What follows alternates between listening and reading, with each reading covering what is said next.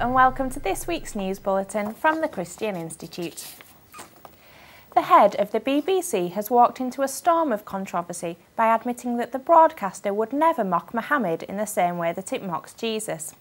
Mark Thompson said he would not have broadcast Jerry Springer the Opera, a controversial musical that mocked Jesus, if its target had been Mohammed. But Jesus is fair game because, he said, Christianity has broad shoulders and fewer ties to ethnicity. Mr. Thompson made the remarks in an interview for a research project at the University of Oxford. He justified the astonishing admission of religious bias by suggesting that mocking Mohammed would have a greater emotional force. For a Muslim, a depiction, particularly a comic or demeaning depiction of the Prophet Muhammad, might have the force, the emotional force, of a piece of grotesque child pornography. As the Westminster government prepares to open its consultation on redefining marriage, debate has been intensifying following the launch of new campaign group Coalition for Marriage last week. Ann Widdecombe, a former Tory MP, has called for the contentious issue to be put to a public vote. She said that, if David Cameron insists on pushing ahead, then I challenge him to hold a referendum. The redefinition of marriage is too big an issue for the state to foist on an unwilling population. And the Archbishop of Canterbury, Dr. Rowan Williams, has also said that marriage should not be redefined in law during a speech about human rights. The Archbishop commented that some religious communities feel that alien cultural standards are somehow being imposed, particularly in regard to inherited views of marriage and family.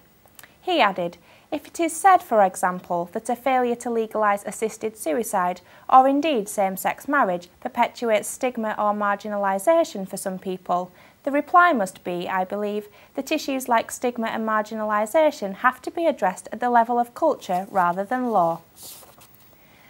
And Equalities Minister Lynne Featherstone has been told that she does not own marriage and should not redefine it over the heads of the British people.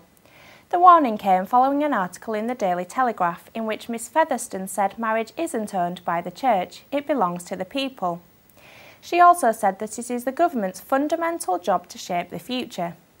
But a spokesman for the Coalition for Marriage said, the British people in their thousands have signed our petition to say don't meddle with marriage. A majority of the public don't want marriage redefined, given that all the rights of marriage are already available to same-sex couples through civil partnerships. If Lynne Featherstone really believes marriage belongs to the people, why isn't she listening to them? The Coalition for Marriage has launched an online petition in support of the current legal definition of marriage on their website at c4m.org.uk. In just 10 days it has gained over 66,000 signatures, and you can add your support by simply filling in this short form on their website. The petition is open to anyone over the age of 16 and resident in the UK. Christians really are facing genuine legal difficulties in Britain, according to a new report by a group of MPs and peers. The report criticises the Equality Act for failing to deal with the tensions between different strands of equality. It also says some court rulings have relegated religious belief, effectively creating a hierarchy of rights. Other findings of the report are that the policing of the Public Order Act, which has been used to arrest street preachers, demonstrates a lack of understanding of what is a legitimate expression of Christian belief. Gary Streeter MP, who was involved with the inquiry, commented, Christians are not asking for special treatment, but we are looking for a level playing field and for sincerely held beliefs to be given equal space in our law and our society. A local council is set to remove a cross from Crematorium in Bath to make it more inclusive, even though no one appears to have ever complained about the Christian symbol. Bath and North East Somerset Council is planning to provide a mobile cross for mourners who want one and remove the permanent cross which is featured in a window. Local residents have expressed disquiet at the proposed change, with Hugh Mackay, a former missionary, saying, it seems there is a determined secular campaign to try and obliterate our religious heritage in our country.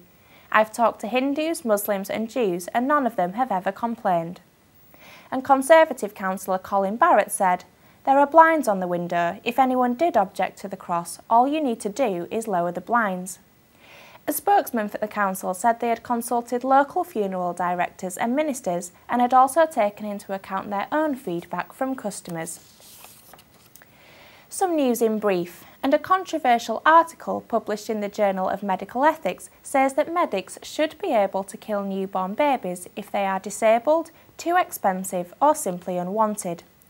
The academics argue that both fetuses and newborns do not have the same moral status as actual persons, therefore infanticide should be permissible in all cases where abortion is. And in a separate story, commentator and medical psychiatrist Theodore Dalrymple has said that abortion has become trivial for many people. Mr. Dalrymple also disclosed that he knows of some in the medical profession who have approved abortions for pregnant women simply because they did not want their holidays spoilt by pregnancy. And finally, the Office for National Statistics has reported that the number of marriages in 2010 rose by almost 4% on the previous year. Experts believe the increase in weddings in England and Wales is down to people's desire for the stability marriage offers. Research consistently shows that marriage is the most stable form of relationship for bringing up children. Well, for more information on this or any of the stories featured in this bulletin, plus much more, please visit our website at christian.org.uk. Until next time, goodbye.